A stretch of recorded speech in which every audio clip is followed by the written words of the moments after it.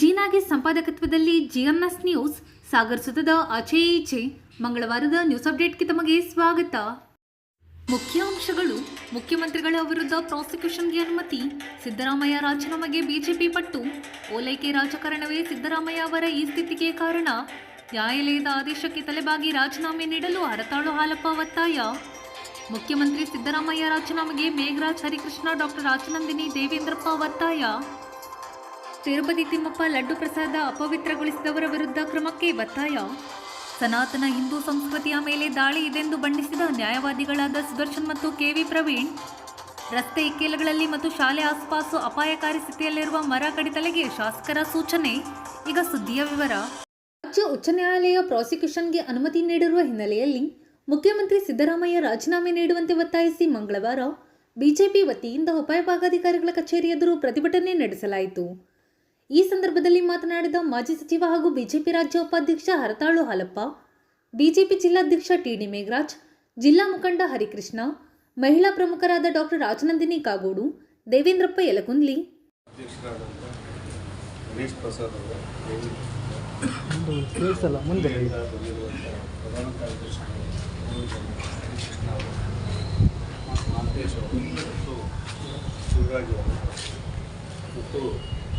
ನಮ್ಮ ಪಕ್ಷದ ಇದು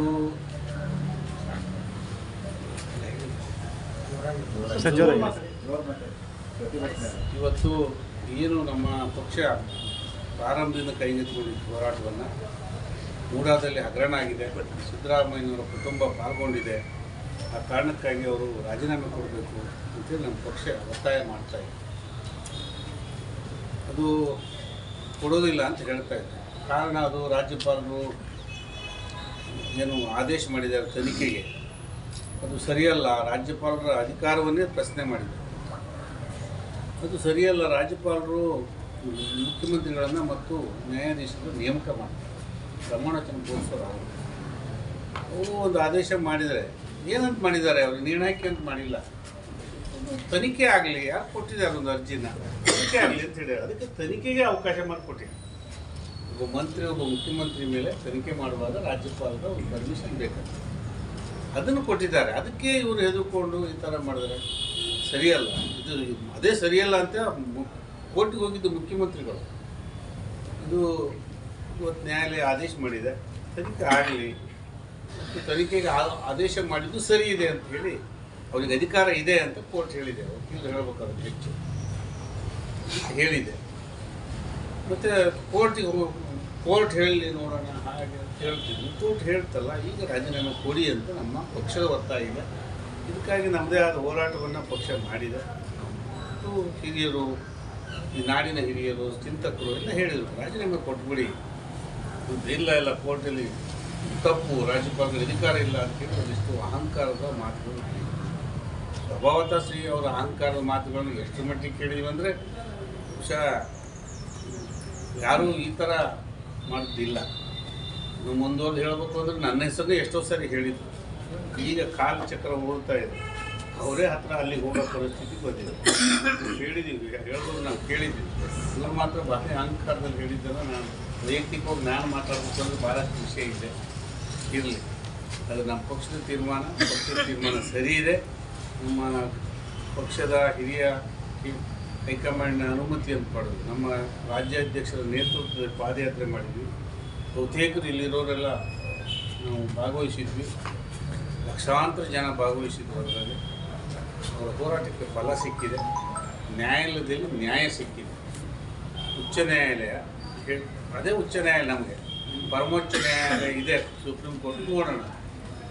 ಅಲ್ಲೂ ಕೂಡ ಯಾವುದೇ ಕಾರಣಕ್ಕೆ ಸಂವಿಧಾನಾತ್ಮಕವಾಗಿ ಸರಿ ಇದೆ, ಪರ್ಮಿಷನ್ ಕೊಟ್ಟಿರೋದು ಕೋರ್ಟ್ ಹೇಳಿದೆ. ಇನ್ನೇನು ಉಳಿದಿದೆ, ರಾಜೀನಾಮೆ ಕೊಡಬೇಕು, ಕೂಡಲೇ ರಾಜೀನಾಮೆ ಕೊಡಿ ಅಂತ ನಾನು ಕೂಡ ಪಕ್ಷದ ಪರವಾಗಿ ಒತ್ತಾಯ ಮಾಡ್ತೇನೆ. ನಾವು ಇಷ್ಟು ದಿನ ಒಂದು ರಾಜಕೀಯ ಜ್ಞಾನ ಇದೆ, ಸ್ವಲ್ಪ ಮಟ್ಟಿಗೆ ನೋಡಿದ್ದೀವಿ. ಅಂದರೆ ಅಷ್ಟು 90ರಿಂದ 90ರಿಂದ 10ರಿಂದ ನೋಡಿದ್ದೀವಿ. ಇಷ್ಟು ಅವ್ಯವಸ್ಥೆ ನೋಡಿರಲಿಲ್ಲ. ಸಿದ್ದರಾಮಯ್ಯನವರು ಭಾರಿ ಆಡಳಿತಗಾರರು ನಾನೊಬ್ಬ ಅಂತ ಹೇಳಿದವ ನಾನೊಬ್ಬ ಮಾಡಿದ್ದೆ. ಆದರೆ ಇತ್ತೀಚಿನ ಈ ಪೀರಿಯಡಿನ ಅವರ ಆಡಳಿತ ಕೆಟ್ಟ ಮತ್ತು ಜನಸಾಮಾನ್ಯ ವಿರೋಧಿ ಯಾರನ್ನು ಓಲೈಸ್ತಕ್ಕಂಥದ್ದು, ಪ್ರತಿಯೊಂದರಲ್ಲೂ ಓಲೈಸೋದು, ಅದು ಇವತ್ತು ಇಲ್ಲಿವರೆಗೆ ತಂದು ನಿಲ್ಲಿಸಿದೆ ಅವರನ್ನು. ಅವರ ಅಹಂಕಾರ ಮತ್ತು ವಿರೋಧಿ ಆಡಳಿತ, ಬಹುಸಂಖ್ಯಾತರ ವಿರೋಧಿ ಆಡಳಿತ, ಕೆಲವೇ ಜನರನ್ನು ಓಲೈಸ್ತಕ್ಕಂಥ ರಾಜಕಾರಣ ಸಿದ್ದರಾಮಯ್ಯ ದುರದೃಷ್ಟಕರ ಅಂತ ನಾನು ಹೇಳಕ್ಕೆ ಇಷ್ಟಪಡ್ತೇನೆ. ಎಲ್ಲ ಕಾರಣದಿಂದ ರಾಜೀನಾಮೆ ಕೂಡಲೇ ಕೊಡಬೇಕು ಅಂತ ಒತ್ತಾಯ KC ಅವ್ರ ಮೂಲಕ ಒತ್ತಾಯ. ಹಿಂದೆ ರಾಜ್ಯದ ಮಂತ್ರಿಗಳಾದಂಥ ಮಾನ್ಯ ಹರ್ತಾಳ್ ಹಾಲಪ್ಪನವರೇ ಕಾಂಗ್ರೆಸ್ನ ಮುಖವಾಡ ಕಳಚಿ ಬಿದ್ದಿದೆ, ಕಪ್ಪು ಚುಕ್ಕೆ ಅಲ್ಲ ಅಂತಿದ್ರು, ಮಸೀನೆ ಸಿದ್ದರಾಮಯ್ಯನವ್ರ ಮೇಲೆ ಬಿದ್ದಿದೆ. ನ್ಯಾಯಾಲಯವನ್ನ ಗೌರವಿಸ್ತೇವೆ ಅಂತ ಹೇಳಿ ಆಗಾಗ ಮಾತನಾಡ್ತಾ ಇದ್ರು. ಸುಮಾರು 3,000-4,000 ಕೋಟಿ ರೂಪಾಯಿಗಳ ಹಗರಣ, ಮೂಢ ಹಗರಣ, ಪ್ರಮುಖ ಪಾತ್ರಧಾರಿ ಸಿದ್ದರಾಮಯ್ಯ. ವಾಲ್ಮೀಕಿ ಹಗರಣದಲ್ಲಿ 187 ಅಲ್ಲ 120 ಕೋಟಿ ಹಗರಣ ಆಗಿದೆ ಅಂತ ಹೇಳಿ ಸದನದಲ್ಲಿ ಒಪ್ಪಿರ್ತಕ್ಕಂಥ ಸಿದ್ದರಾಮಯ್ಯನವರು ಹೈಕೋರ್ಟ್ ತೀರ್ಪಿಗೆ ತಲೆಬಾಗಿ ತಕ್ಷಣದಲ್ಲಿ ಪ್ರಜಾತಂತ್ರ ವ್ಯವಸ್ಥೆನಲ್ಲಿ ನಿಮಗೆ ನಂಬಿಕೆ ಇದ್ರೆ, ನಿಮಗೆ ಮಾನ ಮರ್ಯಾದೆ ಇದ್ರೆ ಕಾಂಗ್ರೆಸ್ನವರಿಗೆ ತಕ್ಷಣದಲ್ಲಿ ರಾಜೀನಾಮೆ ಕೊಟ್ಟು ನ್ಯಾಯಸಮ್ಮತವಾದಂತಹ ತನಿಖೆಗೆ ಸಹಕರಿಸಬೇಕು ಅಂತ ಹೇಳಿ ಈ ಮೂಲಕ ಆಗ್ರಹಿಸ್ತಾ ಇದ್ದೇನೆ. ಬಂಧುಗಳೇ, ಹೆಚ್ಚಿಗೆ ಮಾತನಾಡಕ್ಕೆ ಹೋಗಲ್ಲ. ಹೆಂಡತಿಯವರಿಗೆ ಪತ್ನಿ ಹೆಸರಿನಲ್ಲಿ 15 ಸೈಟ್ ಅನ್ನ ಪ್ರೈಮ್ ಪ್ಲೇಸ್ ಮೈಸೂರಿನಲ್ಲಿ ಪಡೆದಿದ್ದಾರೆ, ವಿಜಯನಗರ ಮೈಸೂರಿನಲ್ಲಿ. ಈ ಸಂಬಂಧ 3,000-4,000 ಕೋಟಿ ರೂಪಾಯಿ ಹಗರಣ ಆಗಿದೆ ಅಂತ ಹೇಳಿ ರಾಜ್ಯಾಧ್ಯಕ್ಷರ ನೇತೃತ್ವದಲ್ಲಿ ಲಕ್ಷಾಂತರ ಜನ ಪಾದಯಾತ್ರೆ ಮಾಡಿದ್ರು. ಆ ಸಂದರ್ಭದಲ್ಲಿ ರಾಜ್ಯಪಾಲರು ಪ್ರಾಸಿಕ್ಯೂಷನ್ಗೆ ಅವಕಾಶ ಕೊಟ್ಟಾಗ ನಿರಾಕರಣೆ ಮಾಡಿ, ಉದ್ದಟತನ ಮಾಡಿ, ಯಾವುದೇ ಕಾರಣಕ್ಕೆ ತನಿಖೆಗೆ ಸಹಕರಿಸಿರಲಿಲ್ಲ. ಕೋರ್ಟ್ ಮೊರೆ ಹೋಗಿದ್ರು. ಈಗ ಕೋರ್ಟ್ ಚಿಮಾರಿ ಹಾಕಿದೆ, ಕೋರ್ಟ್ ಅವಕಾಶ ಕೊಟ್ಟಿದೆ. ಪ್ರಜಾತಂತ್ರ ವ್ಯವಸ್ಥೆಯಲ್ಲಿ ನಿಮಗೆ ನಂಬಿಕೆ ಇದ್ರೆ ಸಿದ್ದರಾಮಯ್ಯನವರೇ, DK ಶಿವಕುಮಾರ್ ಅವರೇ, ತಕ್ಷಣದಲ್ಲಿ ಸರ್ಕಾರ ರಾಜೀನಾಮೆ ಕೊಟ್ಟು ತನಿಖೆಗೆ ಸಹಕರಿಸಿ ಅಂತಕ್ಕಂಥ ಆಗ್ರಹವನ್ನು ಮಾಡ್ತಾ ಇದೆ. ಅದಕ್ಕೆ ಪ್ರಜಾತಂತ್ರ ವ್ಯವಸ್ಥೆಗೆ, ಮೌಲ್ಯಕ್ಕೆ ನಿಮ್ಮಲ್ಲಿ ಬೆಲೆ ಇದ್ರೆ ತಕ್ಷಣದಲ್ಲಿ ರಾಜೀನಾಮೆ ಕೊಡಿ ಅಂತ ಹೇಳಿ ಆಗ್ರಹಿಸ್ತಾ ಇದ್ದಾನೆ, ಒತ್ತಾಯವನ್ನು ಮಾಡ್ತಾ ಇದ್ದಾನೆ. ನಮ್ಮೆಲ್ಲರನ್ನ ಈ ಹೋರಾಟವನ್ನು ಉದ್ದೇಶಿಸಿ ನಮ್ಮೆಲ್ಲರ ನಾಯಕರು, ರಾಜ್ಯ ಬಿಜೆಪಿಯ ಉಪಾಧ್ಯಕ್ಷ ಮಾನ್ಯ ಅಧ್ಯಕ್ಷರೇ, ಇದುವರೆಗೂ ಇಡೀ ರಾಜ್ಯಕ್ಕೆ ನೈತಿಕತೆಯ ಪಾಠವನ್ನು ಮಾಡ್ತಾ ಇದ್ದಂಥ, ತಾನು ಯಾವಾಗಲೂ ಶುದ್ಧ ಹಸ್ತ, ನಾನೊಬ್ಬರೇ ಸತ್ಯ ಹರಿಶ್ಚಂದ್ರನ ತುಂಡು ಅನ್ನೋ ರೀತಿಯಲ್ಲಿ ವರ್ತನೆ ಮಾಡ್ತಾ ಇದ್ದಂಥ ಸನ್ಮಾನ್ಯ ಮುಖ್ಯಮಂತ್ರಿಗಳಾದಂಥ ಸಿದ್ದರಾಮಯ್ಯನವರು ರಾಜ್ಯಪಾಲರನ್ನು ಪ್ರಶ್ನೆಯನ್ನು ಮಾಡಿ, ರಾಜ್ಯಪಾಲರು ತಮ್ಮ ಅಧಿಕಾರವನ್ನು ಉಪಯೋಗಿಸಿ ಹೇಳಿದರು, ನೋಡಪ್ಪ ನಿನ್ನ ಮೇಲೆ ಆರೋಪ ಇದೆ, ಅದಕ್ಕೆ ತನಿಖೆಗೆ ನಿನ್ನನ್ನು ನೀನು ಒಳಪಡಿಸ್ಕೋ, ತನಿಖೆಯಲ್ಲಿ ಸಹಕಾರ ಮಾಡು, ಅದಕ್ಕೋಸ್ಕರ ಪ್ರಾಸಿಕ್ಯೂಷನ್ಗೆ ಅನುಮತಿಯನ್ನು ಕೊಡ್ತೇನೆ ಅಂತ ಕೊಟ್ಟರೆ ರಾಜ್ಯಪಾಲರ ಮೇಲೆ ಹೇಳಬಾರ್ದಂಥ ಶಬ್ದಗಳನ್ನು ಹೇಳಿದ್ರಿ, ರಾಜ್ಯಪಾಲರ ಬಗ್ಗೆ ಅನುಮಾನವನ್ನು ವ್ಯಕ್ತಪಡಿಸಿದ್ರಿ, ರಾಜ್ಯಪಾಲರ ಘನತೆಗೆ ಚ್ಯುತಿಯನ್ನು ತಂದ್ರಿ. ನಿಮ್ಮ ಹಳೆಯ ಏನು ಪರಂಪರೆ ಇದೆ, ಕಾಂಗ್ರೆಸ್ನ ಸಂಸ್ಕೃತಿ ಇದೆ, ಸುಪ್ರೀಂ ಕೋರ್ಟ್ ಆದೇಶವನ್ನು ಹೇಗೆ ನಿಮ್ಮ ಇಂದಿರಾ ಗಾಂಧಿಯವರು ಪ್ರಶ್ನೆಯನ್ನು ಮಾಡಿ ದೇಶದ ಮೇಲೆ ತುರ್ತು ಪರಿಸ್ಥಿತಿಯನ್ನು ಹೇರಿದ್ರು, ಅದೇ ಇತಿಹಾಸ ಪರಂಪರೆಗೆ ಸೇರಿದಂಥ ನೀವು ರಾಜ್ಯಪಾಲರಿಗೂ ಕೂಡ ಅವಮಾನವನ್ನು ಮಾಡಿದ್ರಿ. ಅವರು ಪ್ರಾಸಿಕ್ಯೂಷನ್ಗೆ ಕೊಟ್ಟಿದ್ದನ್ನು ಪ್ರಶ್ನೆಯನ್ನು ಮಾಡಿದ್ರಿ, ಇವತ್ತು ಕೋರ್ಟ್ ಅದನ್ನು ಎತ್ತಿಡಿದಿದೆ. ನಿಮ್ಮ ಮೇಲೆ ತನಿಖೆ ಆಗತ್ತೆ. ಮುಖ್ಯಮಂತ್ರಿಗಳೇ, ತನಿಖೆ ಆದರೆ ನೀವು ಶುದ್ಧ ಹಸ್ತರು, ನೀವು ಈ ರೀತಿಯಾದಂಥ ಎಲ್ಲ ಕೊಳಕನ್ನು ಮೆತ್ಕೊಂಡವರು ಅನ್ನೋಂಥದ್ದು ರಾಜ್ಯದ ಜನತೆಗೆ ಗೊತ್ತಾಗತ್ತೆ ಅನ್ನೋ ಒಂದೇ ಕಾರಣಕ್ಕೆ ಮತ್ತೊಮ್ಮೆ ಅದೇ ಕುರ್ಚಿಯಲ್ಲಿ ಕೂತ್ಕೊಂಡು ಈ ಹಗರಣವನ್ನು ಮುಚ್ಚಾಕೋದಕ್ಕೆ ಪ್ರಯತ್ನ ಮಾಡ್ತಾ ಇದ್ದೀರಾ. ಒಂದ್ಸತಿ ನೋಡಿ ಬಿಜೆಪಿಯನ್ನ, ಕೇವಲ ಆಡಿಯೋ ಹಗರಣದಲ್ಲಿ ತಮ್ಮ ಹೆಸರು ಉಲ್ಲೇಖ ಆಗಿದೆ ಅನ್ನುವಂಥ ಕಾರಣಕ್ಕೆ LK ಅಡ್ವಾಣಿಯವರು ರಾಜೀನಾಮೆಯನ್ನು ಕೊಟ್ಟಿದ್ರು. ಸನ್ಮಾನ್ಯ ಯಡಿಯೂರಪ್ಪನವರು ರಾಜೀನಾಮೆ ಕೊಟ್ಟಿದ್ದನ್ನು ನೆನಪು ಮಾಡ್ಕೋಬೇಕು. ನಮ್ಮ ಪಕ್ಷದ ಮಂತ್ರಿಗಳು ಅವ್ರ ಮೇಲೆ ಆರೋಪ ಬಂದಾಗ ರಾಜೀನಾಮೆಯನ್ನು ಕೊಟ್ಟು ತನಿಖೆಗೆ ಸಹಕರಿಸಿದ್ದನ್ನು ನೋಡಬೇಕು. ಬಿಜೆಪಿ ಸದಾ ಹೇಳುತ್ತೆ, ಕೇವಲ 2 ಚಿಹ್ನೆಯ ಮಧ್ಯದ ಹೋರಾಟ ಅಲ್ಲ ಇದು, 2 ಸಂಸ್ಕೃತಿ ಮಧ್ಯದ ಹೋರಾಟ ಇದು ಅಂತ ಹೇಳಿ. ಅದಕ್ಕೆ ಇನ್ನೊಂದು ಉದಾಹರಣೆ ಆಡ್ ಮಾಡ್ತಾ ಇದ್ದೇವೆ.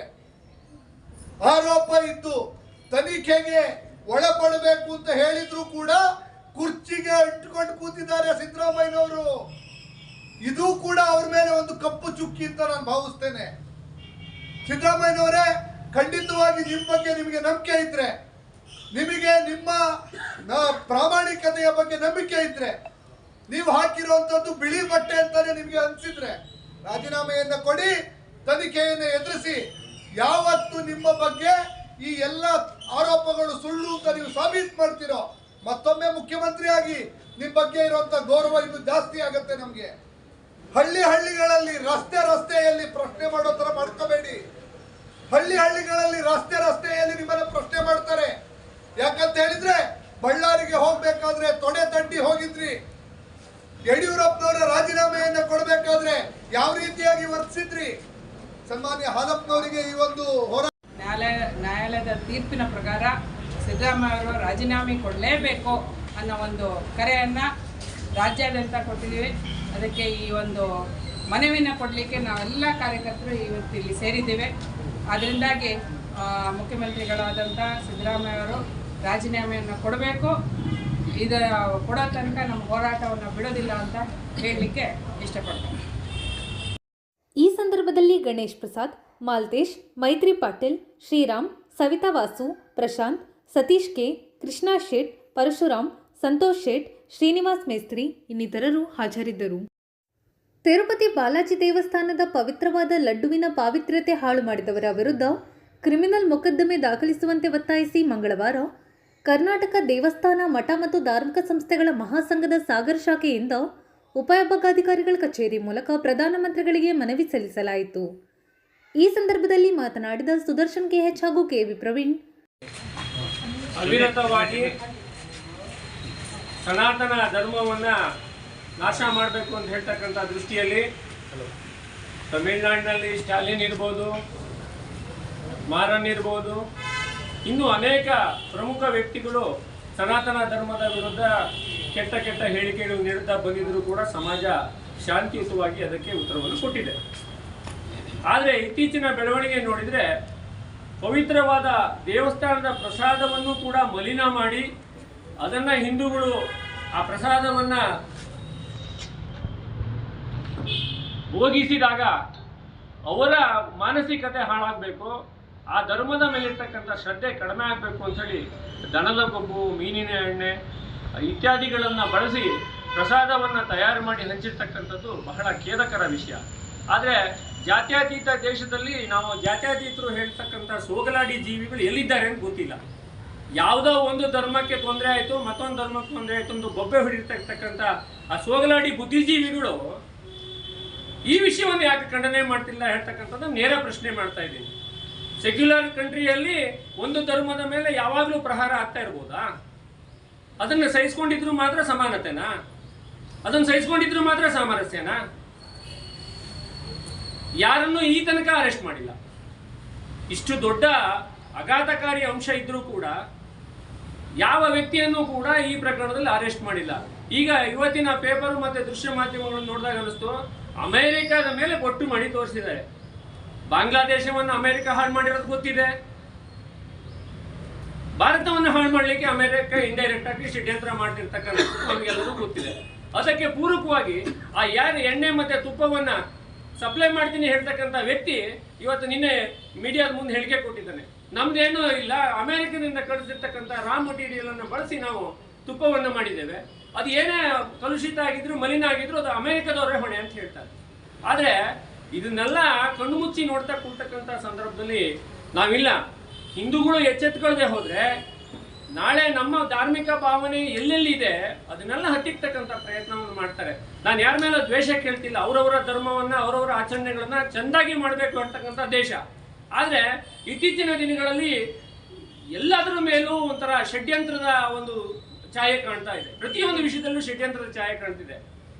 ಯಾರು ಇವತ್ತಿನವರಿಗೆ ನೀವು ಒಂದು ಇತಿಹಾಸದ ಪುಟಗಳನ್ನು ನೋಡಿ, ಹಿಂದೂ ಧರ್ಮದವರು ಬೇರೆ ಧರ್ಮೀಯರ ಮೇಲೆ ಆಕ್ರಮಣ ಮಾಡಿರ್ತಕ್ಕಂಥ ಯಾವ್ದಾದ್ರು ಒಂದು ಘಟನೆ ಇದ್ರೂ ತೋರಿಸಿ ನನಗೆ.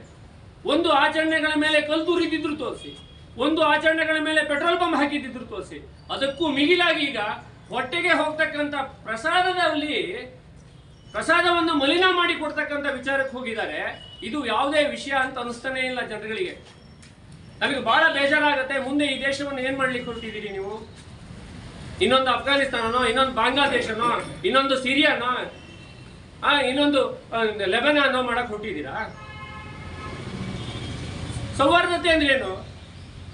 ಎಲ್ಲರೂ ಕೂಡ ಇನ್ನೊಂದು ಧರ್ಮವನ್ನು ಗೌರವಿಸಬೇಕು ಅಂತ. ಎಲ್ಲಿ ಗೌರವ ಇದೆ? ನಾಗಮಂಗಲದ ಗಲಾಟೆ ನೋಡಿದ್ವಿ, ದಾವಣಗೆರೆ ಗಲಾಟೆ ನೋಡಿದ್ವಿ, ಗಾಂಜಾ ಹೊಡ್ಕೊಂಡು ಗಲಾಟೆ ಮಾಡಿದ್ದೀರಿ ಅಂತ ತೇಪೆ ಹಚ್ಚ ಪ್ರಯತ್ನ ಮಾಡ್ತೀರಲ್ಲ ನೀವು. ಕಲ್ಲು ಹೊಡಿಲಿಕ್ಕೆ ಅಲ್ಲಿ ತನಕ ಬಂದು ನಿಂತ್ಕೊಂಡವ್ರಿಗೆ ಗಾಂಜಾ ಹೊಡೆದಿರ್ತಾರ? ಎಲ್ಲಿದೆ ಕೇಸ್? ಯಾರ ಮೇಲೆ ಮಾಡ್ತಿದ್ದೀರಿ ನೀವು? ಮೆರವಣಿಗೆಗೆ ಪರ್ಮಿಷನ್ ಕೇಳಿ ಮೆರವಣಿಗೆಗೆ ಭದ್ರತೆ ಕೊಡಿ ಅಂತ ಕೊಟ್ಟವ್ರ ಮೇಲೆ ಕೇಸ್ ಮಾಡ್ತಿದ್ದೀರಿ. ನಾಚಿಕೆ ಆಗಲ್ವಾ? ಕಲ್ಲು ಹೊಡೆದವ್ರ ಮೇಲೆ ಉಗ್ರ ಕ್ರಮ ತಗೊಳ್ಳಿ. ಅದರ ಮುಂದುವರೆದ ಭಾಗ ಈಗ ಬೀದಿ ಮೇಲೆ ಹೋರಾಟ ನಡೆಯಲ್ಲ ಅಂತ ಗೊತ್ತಾಯ್ತು, ಪ್ರಕರಣಗಳು ದಾಖಲಾಗುತ್ತೆ ಅಂತ ಗೊತ್ತಾಯ್ತು. ಈಗ ಪ್ರಸಾದವನ್ನು ಮಲಿನ ಮಾಡಿ ಹೇಳ್ತಕ್ಕಂಥ ವ್ಯವಸ್ಥೆಯನ್ನು ಮಾಡಿ ಹಿಂದೂ ಧರ್ಮದ ಭಾವನೆಗಳಿಗೆ ಧಕ್ಕೆ ತರ್ತಕ್ಕಂಥ ಪ್ರಯತ್ನವನ್ನು ಮಾಡಿದ್ದಾರೆ. ಇದನ್ನು ನಾವು ತೀವ್ರವಾಗಿ ಖಂಡಿಸ್ತೇವೆ. ಯಾರು ಏನೇ ಹೇಳಿ, ಸೆಕ್ಯುಲರ್ ಕಂಟ್ರಿ ಅಂತ ಹೇಳುವಲ್ಲಿ ಎಲ್ಲರನ್ನೂ ಗೌರವಿಸಿದ್ರೆ ಮಾತ್ರ ಸಮಾನತೆ ಸಾಧ್ಯ. ಒಂದು ಸೈಡೆಡ್ ಆದ್ರೆ ಸಾಧ್ಯ ಇಲ್ಲ. ಇದನ್ನು ಮನಗಣಬೇಕು. ಇನ್ನೊಂದು ಧರ್ಮದ ವಿಷಯದಲ್ಲಿ ಮೂಗು ತೂರ್ಸೋದು, ಇನ್ನೊಂದು ದೇವಸ್ಥಾನದ ಆಚರಣೆಗಳಲ್ಲಿ ಮೂಗು ತೂರ್ಸೋದು, ಗಣಪತಿ ಹಬ್ಬದಲ್ಲಿ ಮೂಗು ತೂರ್ಸೋದು, ಇದನ್ನೆಲ್ಲ ಕರೆಕ್ಟಾಗಿ ಒಂದು ವ್ಯವಸ್ಥಿತವಾಗಿ ನಡೆಸ್ಕೊಂಡು ಹೋಗಕ್ಕೆ ಅವಕಾಶ ಕೊಡದೆ ಹೋದ್ರೆ, ಇದನ್ನು ತಡಿತೀವಿ ಅಂತ ತಡೆಯುವಂಥ ಷಡ್ಯಂತ್ರ ಮಾಡಿದ್ರೆ ಹಿಂದೂಗಳು ತಕ್ಕ ಉತ್ತರವನ್ನ ಕೊಡಲೇಬೇಕಾಗುತ್ತೆ. ಎಲ್ಲಿ ತನಕ ಸೇರಿಸ್ಕೊಂಡಿರ್ತಾರೆ ಅಂತ ಯೋಚನೆ ಮಾಡಿ. ಬಂದಿಗಳೇ, ಯಾವ ಆಂಧ್ರ ಪ್ರದೇಶದಲ್ಲಿ ಇದುವರೆಗೂ ಕೂಡ ಕಾಂಟ್ರವರ್ಸಿ ಇರ್ತಕ್ಕಂಥ ಆಂಧ್ರ ಪ್ರದೇಶ ಆಲ್ರೆಡಿ ಗೊತ್ತಿದೆ. ತಿರುಪತಿ ತಿಮ್ಮಪ್ಪನ ದೇವಸ್ಥಾನ ಏನಿದೆ, ಜಗತ್ತಿನ ಅತ್ಯಂತ ಶ್ರೀಮಂತರ ದೇವಸ್ಥಾನ. ಪ್ರತಿ ಬಾರಿ ಒಂದಲ್ಲ ಒಂದು ವಿವಾದಕ್ಕೆ ಕಾರಣವಾಗ್ತಕ್ಕಂಥದ್ದು ಆಂಧ್ರ ಪ್ರದೇಶ ತಿರುಮಲ ಟ್ರಸ್ಟ್ನ ತಿಮ್ಮಪ್ಪ ದೇವಸ್ಥಾನ. ಯಾಕೆ ಅಂತ ಹೇಳಿದ್ರೆ, ಇದನ್ನ ಒಂದು ಏನಾದ್ರು ಮಾಡಿ ಯಾರು ಕೂಡ ಮೊಘಲರು ಕೂಡ ಅವರನ್ನು ಆಕ್ರಮಣ ಮಾಡೋಕ್ಕಾಗಲಿಲ್ಲ. ಯಾವುದನ್ನ ತಿರುಪತಿ ತಿಮ್ಮಪ್ಪನ ಅಂತ ಒಂದು ಏಕೈಕ ಕ್ಷೇತ್ರ ಉಳಿತಕ್ಕಂಥದ್ದು ದಕ್ಷಿಣ ಭಾರತದಲ್ಲಿ ಆಂಧ್ರ ಪ್ರದೇಶದ ತಿರುಪತಿ ತಿಮ್ಮಪ್ಪ. ಆದರೆ ಪ್ರತಿ ಬಾರಿ ಒಂದಲ್ಲ ಒಂದು ಕಾಂಟ್ರವರ್ಸಿ ಇದ್ದೇ ಇರುತ್ತೆ. ಈ ಹಿಂದೆ ಈ ಜಗನ್ ರೆಡ್ಡಿ ಅಪ್ಪ ರಾಜಶೇಖರ ರೆಡ್ಡಿ ಇದ್ದಾಗ ಆ ಒಂದು ಲಾಡು ಮಾಡಕ್ಕೆ ಒಂದು ಕ್ರಿಶ್ಚಿಯನ್ ಸಂಸ್ಥೆ ಕೊಟ್ಟಿದ್ದ. ದೊಡ್ಡ ವಿವಾದ ಆಗಿತ್ತು 2003ನೇ ಇಸ್ವಿಯಲ್ಲಿ. ಕೊನೆಗೆ ಅದನ್ನು ವಾಪಸ್ ತಕೊಂಡ್ರು. ಒಂದಲ್ಲ ಒಂದು ರೀತಿಯಲ್ಲಿ ತಿರುಪತಿ ತಿಮ್ಮಪ್ಪನ ಮೇಲೆ ಅಪ್ಪ ಮಾಡಿದ್ದನ್ನು ಮಗ ಮುಂದುವರಿಸಿದ. ಯಾವುದೋ ಒಂದು ಕಂಪ್ನಿ ಟೆಂಡರ್ ಕೊಟ್ಟು ಆ ತುಪ್ಪವನ್ನು ತರಿಸಿದ. ಕರ್ನಾಟಕದಿಂದ ಹೋಗ್ತಕ್ಕಂಥ ನಂದಿನಿ ತುಪ್ಪ, ನಮ್ಮ ತುಪ್ಪ, ನಮ್ಮ ರೈತರಿಗೆ ಅನುಕೂಲ ಆಗ್ತಕ್ಕಂಥ KMFನ ಒಂದು ಉತ್ಕೃಷ್ಟವಾದ ತುಪ್ಪವನ್ನು ಹಿಂದೆ ಬಂದ್ ಮಾಡಿದ್ರು. ಕಾರಣ ಏನು ಅಂದ್ರೆ, ಈ ಮೀನೆಣ್ಣೆ ಸೇರ್ಸಕ್ಕಾಗಿತ್ತು, ಮೀನೆಣ್ಣೆ ದನದ ಕೊಬ್ಬರಿ ಸೇರ್ಸಕ್ಕಾಗಿತ್ತು.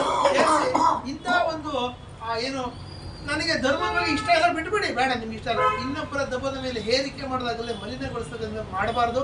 ಆ ಕೆಲಸ ಕೃತ್ಯ. ತಿರುಪತಿ ತಿಮ್ಮಪ್ಪ ಲಾಡು ಅಂದರೆ ಅದರದೇ ಆದ ಒಂದು ಶ್ರೇಷ್ಠ ಉತ್ಕೃಷ್ಟತೆ ಇದೆ.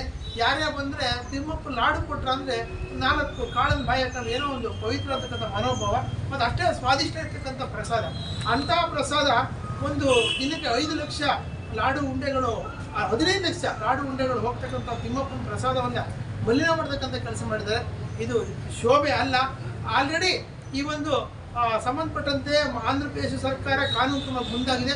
ನಾನು ಹೇಳ್ತಕ್ಕಂಥ ತತ್ಕ್ಷಣವಾಗಿ ಆ ಒಂದು ಸಂಸ್ಥೆಯಲ್ಲಿ ಯಾರು ಈ ಕಲಬೆರಕೆ ಮಾಡಿದ್ದಾರೆ ಆ ಕಲಬೆರಕೆಯನ್ನು ಬಂಧಿಸ್ತಕ್ಕಂಥ ಕೆಲಸ ಮಾಡಬೇಕು ಅಂತ ನಾನು ಆಗ್ರಹಿಸ್ತಾ ಈ ಒಂದು ಹೋರಾಟಕ್ಕೆ ಬೆಂಬಲ ಕೊಡ್ತಾ ಇದ್ದೀನಿ.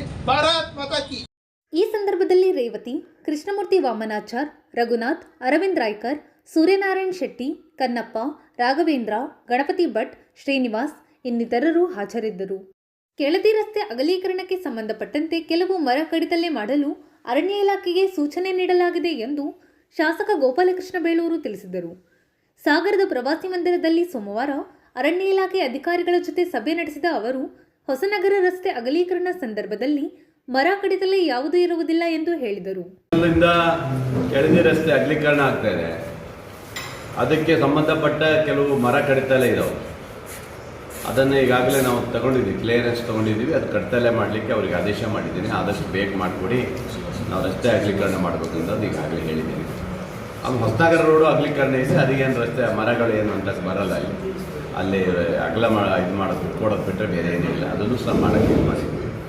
ಆಮೇಲೆ ಫಾರೆಸ್ಟ್ ಇಲಾಖೆ ಎಲ್ಲ ಅಧಿಕಾರಿಗಳನ್ನು DF ಕರೆದಿರೋದು ಏನಂದರೆ, ರಸ್ತೆ ಬದಿಯಲ್ಲಿ ಭಾಳಷ್ಟು ಮರಗಳು ಬಾಗಿರ್ತವೆ. ಶಾಲೆ ಹತ್ತಿರ ಏನಾದ್ರು ಮಕ್ಕಳ ಇರುವಂಥ ಜಾಗದಲ್ಲಿ ಮರಗಳಿದ್ದಾಗ ಅದನ್ನು ತೆರವುಗೊಳಿಸ್ಬೇಕಂತ ಕಡ್ಡಾಯವಾಗಿ ಆದೇಶ ಕೊಟ್ಟಿದೆ.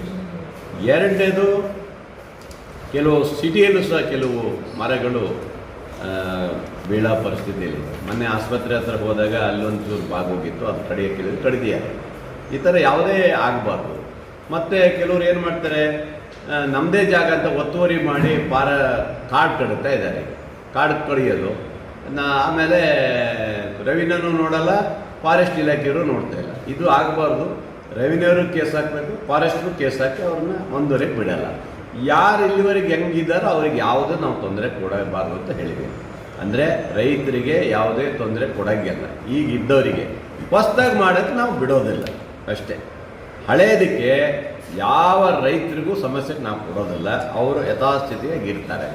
ಹೊಸ್ದಾಗಿ ಮಾಡೋದಕ್ಕೆ ನಾವು ಕೇಸ್ ಹಾಕಕ್ಕೆ ಕೇಳಿದ್ದೀವಿ. ಹೊಸ್ದಾಗಿ ಮಾಡೋಕ್ಕೆ ನಾವು ಬಿಡೋಲ್ಲ, ಯಾಕಂದರೆ ಇರೋ ಕಾಡಾರು ಉಳಿಸ್ಕೋಬೇಕಲ್ಲ, ಅದಕ್ಕೆ ನಾವು ಕೊಡೋದಿಲ್ಲ. ಅದಕ್ಕೆ ಸ್ಟ್ರಿಕ್ಟಾಗಿ ಇವರು ಅಧಿಕಾರಿಗಳೆಲ್ಲ ಹೇಳಿದ್ದೀನಿ. ಆಮೇಲೆ ಇವೆಲ್ಲ ಇದಾವೆ, ಏನು ಮಾಡೋಂಥವ್ರನ್ನ ಈಗ ಅವರಿಗೆಲ್ಲ ಕೇಸ್ ಹಾಕಕ್ಕೆ ಹೇಳಿದ್ದೀನಿ. ಕೆಲವ್ರಿಗೆ ಗೊತ್ತಿಲ್ಲದೆ ಒಂದೆರಡೇ ಅಲ್ಲ 15 ಎಕರೆವರೆಗೆ ಒತ್ತುವರಿ ಮಾಡಿದ್ದಾರೆ. ಅದನ್ನು ಫಾರೆಸ್ಟ್ ಇಲಾಖೆಯವರು ಹಾಕಬೇಕು, ರೆವಿನ್ಯೂ ಇಲಾಖೆಯವರು ಕೇಸ್ ಹಾಕ್ಬೇಕು ಅಂತಂದು ಹೇಳಿದ್ದೀನಿ. ಇವೆಲ್ಲ ಇಟ್ಟು ಮತ್ತು ರೈತರ ಪರವಾಗಿ ಯಾವುದೇ ಗಲಾಟೆ ಘರ್ಷಣೆ ಹೋಗ್ತಾನೆ ಜನರ ಜೊತೆಗೆ ಕೂಲಾಗಿ ಹೋಗ್ಬೇಕು ಅವ್ರ ಅಧಿಕಾರಿಗಳ ಹತ್ರ, ಅದಕ್ಕೆ ಅವರಿಗೆಲ್ಲ ಕಾಡ್ತಿದ್ದೀನಿ. ಫಾರೆಸ್ಟ್ರುಗಳು ಕೆಲವರೆಲ್ಲ ತಲೆಹರಟೆಗಳು ಮಾಡ್ತಾರೆ, ಅವರಿಗೂ ಸಹ ಕೆಲವ್ರನ್ನೆಲ್ಲ ಬೇರೆ ಕಡೆ ಶಿಫ್ಟ್ ಮಾಡೋಕ್ಕೆ ಅವರಿಗೆಲ್ಲ ಆದೇಶ ಮಾಡಿದ್ದೀನಿ. ಹಾಗಾಗಿ ಯಾವುದೇ ಸಮಸ್ಯೆ ಬರಬಾರ್ದು ತಾಲೂಕಲ್ಲಿ ನಮ್ಮ.